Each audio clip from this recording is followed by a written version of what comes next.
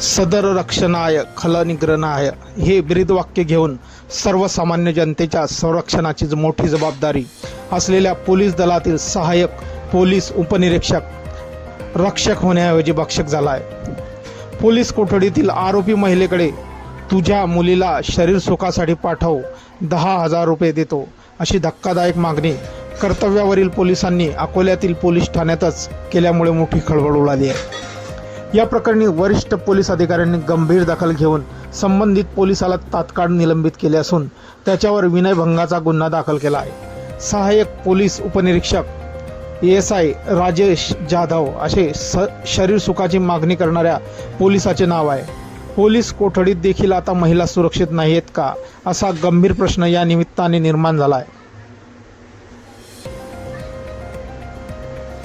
राज्यात महिलांवरील अत्याचाराची विविध प्रकरणे सध्या चर्चेत आहेत। यातील आरोपींवर कारवाई सुरू असतानाच पोलीस तपासामध्ये विविध धक्कादायक खुलासे समोर येत आहेत। राज्यात महिलांच्या सुरक्षेचा प्रश्न ऐरणीवर आला आहे। त्यातच अकोला शहरातून एक धक्कादायक प्रकार समोर आला आहे।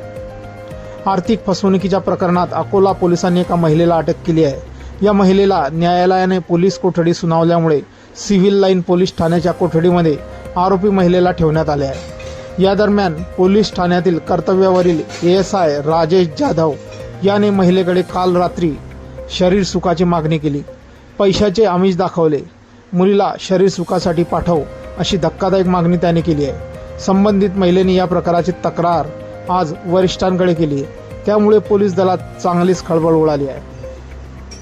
वरिष्ठ पोलीस अधिकाऱ्यांनी संबंधित आरोपी ASIला खळे बोल सुनावले आहे। आपण बघू शकताय, वर्दी घातली आहेस ना तू, असे कृत्य करताना तुला लाज नाही वाटत का, अशा शब्दात वरिष्ठांनी त्याचा समाचार घेतला आहे। या प्रकरणाची एक चित्रफित समाज माध्यमातून प्रसारित झाली आहे।